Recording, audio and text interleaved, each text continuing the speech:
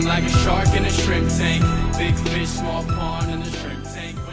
Hey everybody, welcome to the post-show wrap-up of the Shrimp Tank. I am your co-host, Ted Jenkins, and here with my co-host today, Lee Heisman, and also Joey Ruse, coming in from Kennesaw State University. And we have on our guest today, we'll bring in just a minute, Jeff Lovejoy, who is the owner of ActionCOACH Business Coaching. If you ever needed a coach, he is somebody to talk to in your entrepreneurial business. Now, you can catch a replay of all of our broadcasts at shrimptankpodcast.com, or you can download us on iTunes. This is sort of where you get that entrepreneurship degree. It's sort of where street smarts and book smarts collide right here on the Shrimp Tank. Now, we talked about a lot of stuff on the show today, but I think one of the things for a lot of entrepreneurs that are watching the show today and they're starting this business is they don't grasp this concept of metrics and like, how do I actually set metrics in my business? How do you help somebody do that, and what kind of advice would you give to someone watching the post-show wrap-up? Yeah, Ted, that's a critical piece of running any business, is to have metrics in place so that you can measure your progress. I work with owners who don't have metrics in place, and we quickly get them in place so that we can see if they're succeeding or not. And those metrics a lot of times revolve around profitability, but it could also be employee turnover. It could be all kinds of different metrics. There are things called key performance indicators, KPIs, that are really important to help owners get it's like a dashboard, and it can easily give you a sense as to what's happening in your business if you have the right KPIs in place.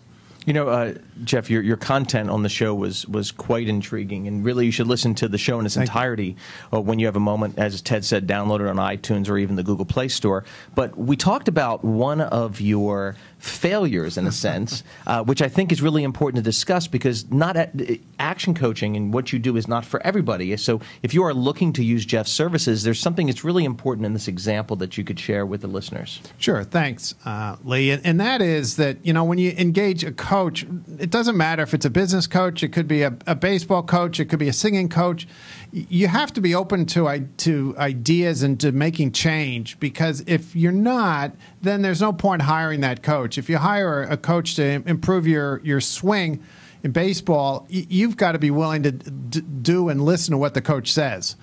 If you're not, there's no point. You're just wasting your money. And so the story that we talked about earlier was just that case. The person hired me and had no intention of listening to what I said.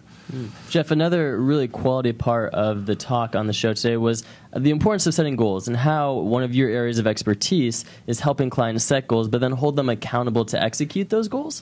And as a business owner, if I was strapped for money, I may think, well, I can just watch a YouTube video. I can learn how to set some goals. I'll write them down on a piece of paper, and I'll ask my best friend from middle school to call me every week, right? So what sets you apart in being that type of accountability partner that's really going to bring those goals to fruition? Well, that's a great question, because accountability is a big piece of what I provide. And you can have a spouse be an accountability coach, but the question is, do they really understand the implications of the strategies that you're looking at, and can they really hold you accountable? And if they can, that's at least half the equation.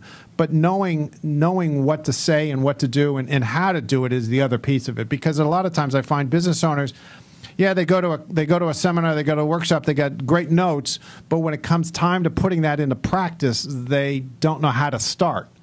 And so having an accountability coach is nice, but you got to get to the blocking and tackling, to kind of use an analogy. So at this juncture, do you have a most admired coach? Is there a coach out there of all the coaches, sports, or anywhere else that you've seen that you have most admired coach? Yeah, I have a coach. He's in New Zealand, and so we talk every Monday. It was at this time, and I admire him because he kind of doesn't let me get away with stuff. He holds me to my butt to the fire, so to speak. And and it seems to me a little bit ungenuine to say that every business owner needs a coach if I, as a business owner, don't have a coach. And so, because I see the value he provides me, and I try to provide that same value to my clients. Well, for those folks that are watching the post-show wrap-up today, and Jeff can talk about this in just in a second, but these are 11 reasons why people choose Jeff Lovejoy as their business coach. So for folks that are watching the post-show wrap-up today, how can they get in touch with you, get your free guide on business coaching, and learn more about what you do? Thanks very much. Send me an email, jefflovejoy@actioncoach.com, or give me a call, 404-444-1836. Well, folks that are watching the post-show wrap-up here, I have to tell you something. All of the greats that are out there have always had a coach. Michael Jordan, he was arguably one of the greatest basketball players. He had a coach. Tiger Woods was one of the greatest golfers of all time. He had a coach. And you, too, if you want to be successful in your business, probably need a coach as well. And there's no better guy than Jeff to give a call to do that. And that's your post-show wrap-up of the Shrimp Tank.